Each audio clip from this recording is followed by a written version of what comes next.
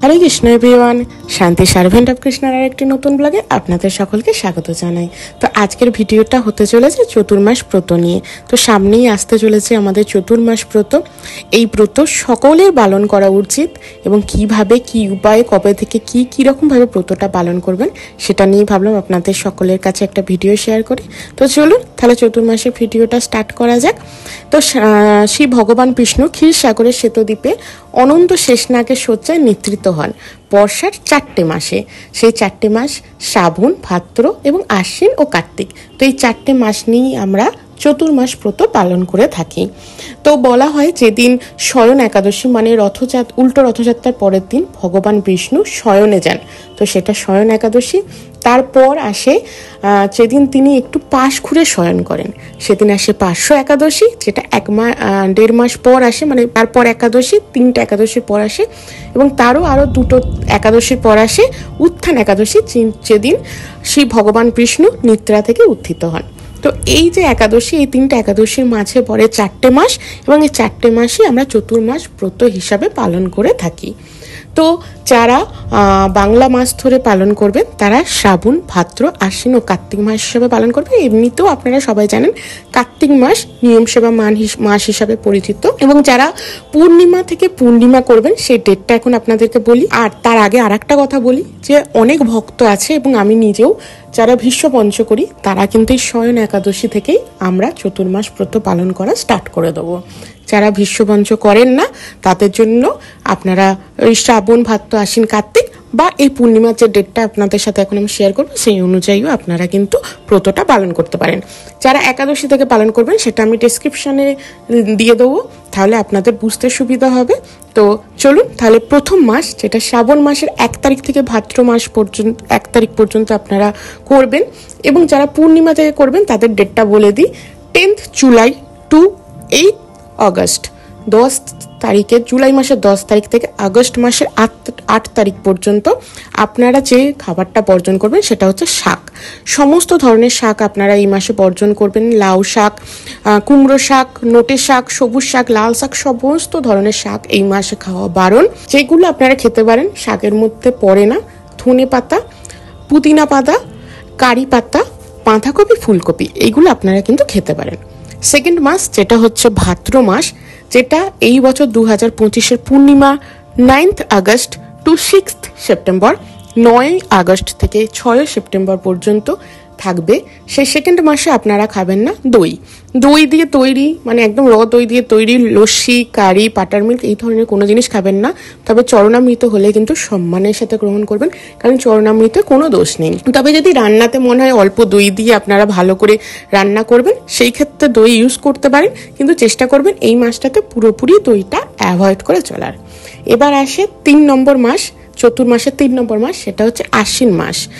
অনেকে এটাকে পদ্মনাভ মাস বলেও মনে করেন, এবং এই মাসের যে ডেট সেটা আমি বলে দিই। 7th সেপ্টেম্বর, মানে যারা পূর্ণিমা দিয়ে করবেন তারা 7th September two 6th October, মানে 7ই সেপ্টেম্বর থেকে 6ই অক্টোবর পর্যন্ত আপনারা যেটা বর্জন করবেন সেটা হচ্ছে দুধ দিয়ে তৈরি পায়েস, মিল্কশেক, আইসক্রিম, কন্ডেন্স মিল্ক, এইগুলো কোনোটাই আপনারা খাবেন না, বর্জন করবেন। কিন্তু দুধ দিয়ে তৈরি, মানে দুধটা কাটিয়ে যেমন রসগোল্লা হয়, সন্দেশ হয়, ছানা হয়, পনির হয়, এই জিনিসগুলো আপনারা খেতে পারেন, কারণ ওটা দুধ ইউজ হচ্ছে না। তবে যদি আবারও বলে রাখি, চরণামৃততে দই বা দুধ দিয়ে যে চরণামৃত হয় সেটা যদি আপনাদেরকে দেওয়া হয় আপনারা কিন্তু অবশ্যই সেটা সম্মান সহকারে গ্রহণ করবেন। তারপর আসি 4 নম্বর মাস, কার্তিক মাস, যেটা আমাদের কাছে নিয়ম সেবা মাস হিসাবে সবার কাছে পরিচয়, এবং সেই মাসটার পূর্ণিমা 7th অক্টোবর, মেনলি ওটা লক্ষ্মী পুজোর পূর্ণিমা দিয়ে রাস পূর্ণিমা 5th নভেম্বর পর্যন্ত আসে। এটা প্রত্যেক বছর লক্ষ্মী পুজোর পূর্ণিমা থেকে রাস পূর্ণিমা, যে কোনো ডেট পড়ুক, যে কোনো মাস পড়ুক, আপনারা এই মাসেই করবেন হচ্ছে কার্তিক মাসের যে ব্রত, নিয়ম সেবা মাসের ব্রত, সেটা আপনারা এই মাসে পালন করবেন। এবং এই মাসেতে সমস্ত ধরনের ডাল কিন্তু মাসকলাই সমস্ত কিছু পালন, এবং এই মাসেতে যারা একদম নিয়ম সেবা মাসের মতন পালন করবেন, সর্ষের তেল থেকে আরম্ভ করে, সেদ্ধ চাল থেকে আরম্ভ করে, শিম, বেগুন, পটল, কলমি শাক, সমস্ত কিছু খাওয়া বারণ আছে। এখনো 3টে মাস, প্রথম 3টে মাস আপনারা শাক, দধি মানে এবং দুধ বর্জন করুন। এবং যখন নিয়ম সেবা মাস তার আগেই কিন্তু আমি আপনাদেরকে একটা নিয়ম সেবা মাস নিয়ে ব্রিফ একটা ভিডিও করে দেবো যে কোন কোনগুলো খাবেন না।